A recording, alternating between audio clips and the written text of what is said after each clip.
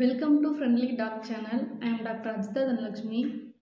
இந்த வீடியோவில் உங்கள் குழந்தைக்கு சளி இருமல் இருக்கும்போது பேரண்ட்ஸ் முக்கியமாக கவனிக்க வேண்டியது என்ன அப்படிங்கிறத பற்றி பார்க்க போகிறோம்.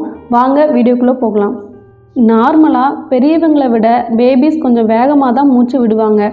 ஃபஸ்ட்டு ஒரு நிமிஷத்துக்கு உங்களோட குழந்தை எத்தனை டைம் ப்ரீத் பண்ணுறாங்க அப்படிங்கிறத பார்க்கணும். ஒரு டைம் காற்றை உள்ளே இழுத்து வெளியே விடுறத 1 அப்படின்னு நம்ம கவுண்ட் பண்ணி வச்சுக்கணும். இதை ஃபுல்லாக 1 மினிட் ஃபுல்லாக கவுண்ட் பண்ணணும்.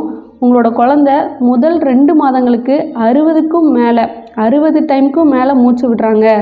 2 மாதத்துலேருந்து 1 வயசு வரைக்கும் 50 டைமுக்கும் மேலே மூச்சு விடுறாங்க அப்படின்னாலோ, 1 வயசுலேருந்து 5 வயது வரை ஒரு நிமிஷத்துக்கு 40 முறை மூச்சு விடுறாங்க அப்படின்னாலோ, 5 வயசுக்கு மேலே 30 டைமுக்கு மேலே மூச்சு விடுறாங்க அப்படின்னாலோ ஏதோ ப்ராப்ளம் இருக்குது அப்படின்னு அர்த்தம். குழந்தை முழிச்சு இருக்கும்போதோ விளையாடும் போதோ ஆக்டிவாக இருக்கும்போதோ இதை கவுண்ட் பண்ணக்கூடாது. குழந்தை நல்லா தூங்கிட்டு இருக்கும்போது மட்டும்தான் இந்த கவுண்ட் பண்ணணும்.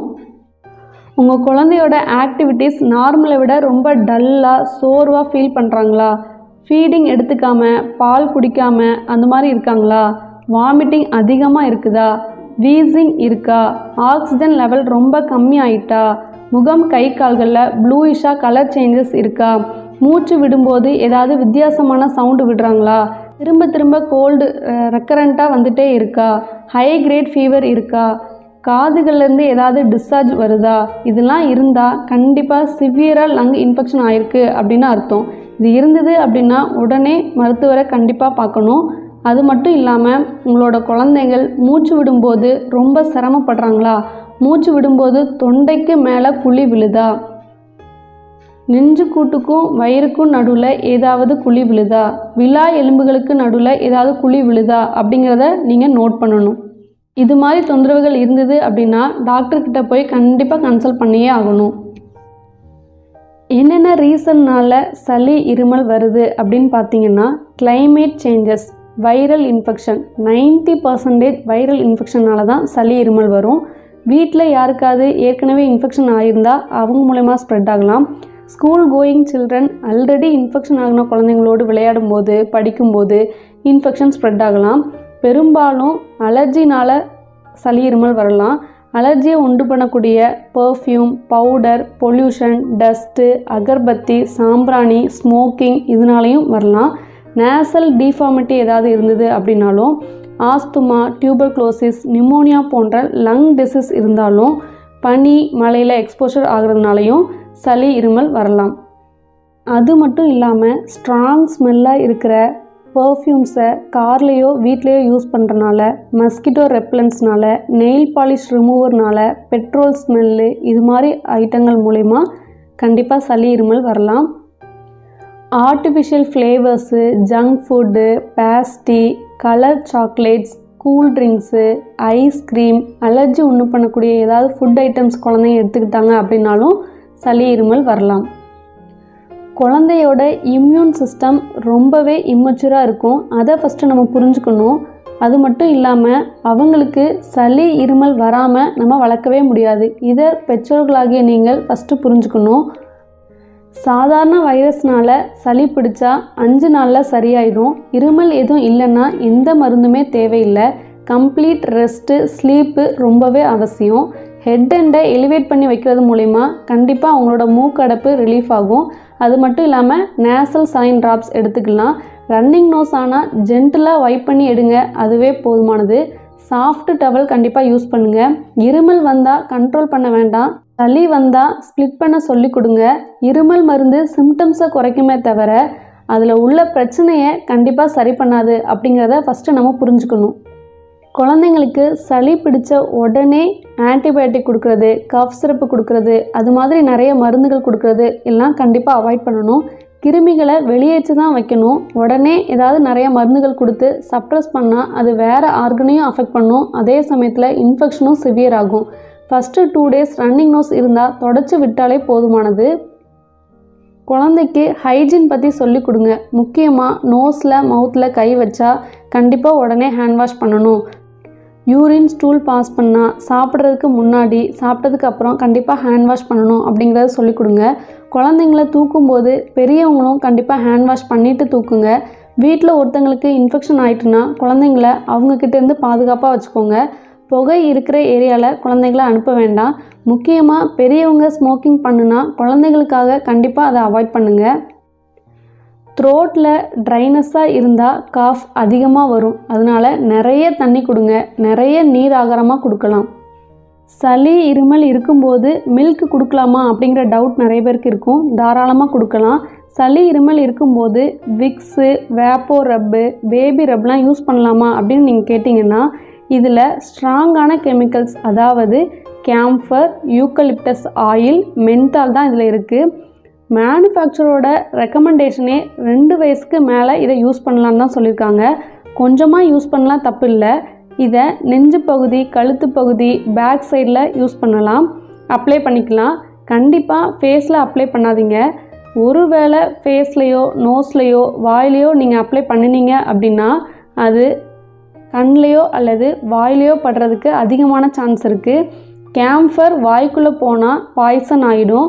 கேம்ஃபர் பாய்சன் குழந்தையோட நரம்பு மண்டலத்தை முக்கியமாக பாதிக்குது. விக்ஸு இருமல் சளிக்காக தயாரிக்கப்பட்ட மருந்து கிடையாது அப்படிங்கிறத ஃபஸ்ட்டு நீங்கள் புரிஞ்சுக்கணும். இது டெம்ப்ரரியாக குழந்தைங்களுக்கு ரிலீஃப்காக நம்ம தாராளமாக போட்டுக்கலாம். பட் விக்ஸு போட்ட உடனே சளி குணமாயிரும், சளியே பிடிக்காது அப்படின்னு நினைக்கிறது தான் தவறான விஷயம். சளி இருமலுக்கு ஆன்டிபயோட்டிக்ஸ் எடுத்துக்கலாமா அப்படிங்கிற டவுட் உங்களுக்கு எல்லாத்துக்குமே இருக்கும். ஃபஸ்ட்டு நீங்களாகவே எந்த ஆன்டிபயோட்டிக்ஸும் எடுக்காதீங்க. 90% வைரஸ்னால தான் சளி இருமல் வரும். ஆன்டிபயோட்டிக்ஸ் கொடுத்தா எந்த யூஸுமே இல்லை. ஆன்டிபயோட்டிக்ஸ் பாக்டீரியா வகை கிருமிகளை மட்டும்தான் டிஸ்ட்ராய் பண்ணும். அதனால் நீங்களாகவே ஆன்டிபயோட்டிக்ஸ் எடுத்தீங்க அப்படின்னா ஆன்டிபயோட்டிக்ஸ் கொடுத்தா அது ஒர்க்கும் ஆகாது. அதே சமயம் டயரியா, வாமிட்டிங்னு அந்த ஆன்டிபயோட்டிக்ஸோட சைடு எஃபெக்ட்ஸ் தான் அதிகமாக வரும். சளி இருமல் இருக்கும்போது என்னென்ன உணவு கொடுக்கலாம் அப்படின்னு பார்த்தீங்கன்னா, தாய்ப்பால் தாராளமாக கொடுக்கலாம். அதிகமாக அடிக்கடி கொடுத்துட்டே இருங்க. த்ரோட் ட்ரைனஸாக இருந்தால் கஃப் அதிகமாக இருக்கும். நிறைய வாட்டர் கொடுங்க. லியூக் வார்ம் வாட்டராக கொடுங்க. வார்ம் வாட்டரில் கொஞ்சம் சால்ட் போட்டு கார்கிள் பண்ணலாம். வெஜிடபிள் சூப் கொடுக்கலாம். சிக்கன் சூப்பு, மட்டன் சூப்லாம் கொடுக்கலாம்.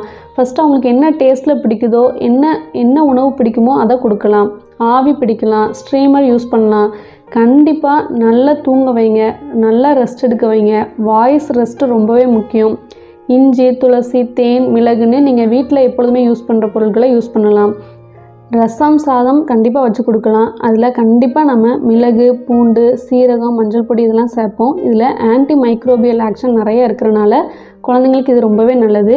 கண்டிப்பாக இந்த வீட்டு வைத்தியத்தெல்லாம் 6 மாதம் வரைக்கும் எதுவுமே கொடுக்க வேண்டாம். 6 மாதம் வரைக்கும் கண்டிப்பாக தாய்ப்பால் மட்டுமே போதுமானது. 6 மாதத்துக்கு மேலே வேணால் மைல்டாக நீங்கள் ட்ரை பண்ணி பார்க்கலாம். நிறைய வாட்டர் கொடுங்க. வாட்டர் கொடுக்கறதுனால சுவாச மண்டலம் ட்ரைனஸ் ஆகிறத நம்ம தடுக்கலாம். சின்ன வெங்காயத்தில் ஆன்டி ஹிஸ்டமின் ப்ராப்பர்ட்டி அதிகமாகவே இருக்குது. எல்லா சளி, இருமல், அலர்ஜிக்குரிய மருந்துகளில் நீங்கள் பார்த்தீங்கன்னா ஆன்டி ஹிஸ்டமின் கண்டிப்பாக இருக்கும். இந்த மருந்து கொடுக்குறத விட ஃபுட்டில் இருக்கும்போது நம்ம அதையே எடுத்துக்கலாம். நெபுலைசேஷன் வச்சுக்கலாம். எக்கு, மில்க்கு அதெல்லாம் நிறையவே எடுத்துக்கலாம். மஞ்சள் பொடி சேர்க்குற இடத்துல கொஞ்சம் மிளகுத்தூளையும் ஆட் பண்ணிங்க அப்படின்னா மஞ்சளில் இருக்கிற மருத்துவ குணம் முழுவதுமாக பேபிக்கு கிடைக்கும். அது கூட நம்ம ப்ரோட்டீன் நிறைந்த உணவுகள் கண்டிப்பாக கொடுக்கலாம். வீட்டில் இருக்கிற பெரியவங்க ஸ்மோக் பண்ணுறதை கண்டிப்பாக அவாய்ட் பண்ணலாம். குழந்தைக்கு ஏதாவது அலர்ஜிக் ஃபுட் ஐட்டம்ஸ் இருந்தது அப்படின்னா அதை கண்டிப்பாக அவாய்ட் பண்ணணும். கொரோனா வைரஸ் வராமல் தடுக்க நம்ம என்னென்னலாம் ப்ரிகாஷன்ஸ் எடுத்தோமோ அதெல்லாம் நம்ம ஃபாலோ பண்ணிக்கலாம். குளிர்காலங்களில் ஸ்வெட்டர், க்ளவுஸு, சாக்ஸு இதெல்லாம் குழந்தைகளுக்கு போடலாம். யூரின் போனாலும் உடனே வெட்டான ட்ரெஸ்ஸெல்லாம் ரிமூவ் பண்ணிடலாம். இதெல்லாம் செய்கிறதுனால குழந்தைங்களுக்கு சளி பிடிக்காமல் நம்ம ப்ரிவெண்ட் பண்ணலாம். Apple, rice water, sweet potato, carrot, மாதுளை, இட்லி, தோசை இதெல்லாம் நம்ம குழந்தைங்களுக்கு கொடுத்துக்கலாம்.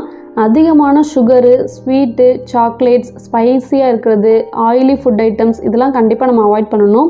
அது மட்டும் இல்லாமல் காரில், வீட்டில் பர்ஃப்யூம்ஸ் அதிகமாக யூஸ் பண்ணுறது, மஸ்கிட்டோ ரெப்பலன்ஸ் யூஸ் பண்ணுறது, ஸ்ட்ராங் ஸ்மெல்லாக இருக்கிற நெயில் பாலிஷ் ரிமூவரு, பெட்ரோலில் எக்ஸ்போஷர் ஆகுது, டஸ்ட்டு எக்ஸ்போஷர் ஆகுது இதெல்லாம் கொஞ்சம் நம்ம அவாய்ட் பண்ணிக்கலாம். ஒருவேளை சளி, இருமல் அதிகமான நாட்கள் நீடிச்சிட்டு இருந்தாலோ அல்லது நம்ம கவனிக்காமல் விட்டாலோ வீசிங், ஆஸ்துமா, சைனோசைட்டிஸ், நிமோனியா, பிராங்கியோலைட்டிஸ், டியூபர்குலோசிஸாக கூட மாறுறதுக்கான வாய்ப்புகள் அதிகம் இருக்குது. அதனால இது மாதிரி ஏதாவது அபாய அறிகுறிகள் தெரிஞ்சுது அப்படின்னா கண்டிப்பாக மருத்துவரை அணுகி அதற்குண்டான மேல் நடவடிக்கைகளை எடுக்கணும். இந்த வீடியோ கண்டிப்பாக உங்களுக்கு யூஸ்ஃபுல்லாக இருக்கும்னு நம்புகிறோம். மறக்காமல் நம்ம சேனலை சப்ஸ்கிரைப் பண்ணுங்கள். உங்களுக்கு இந்த வீடியோ பிடிச்சிருந்துச்சு அப்படின்னா லைக் பண்ணுங்கள், ஷேர் பண்ணுங்கள், கமெண்ட் பண்ணுங்கள். தேங்க்யூ.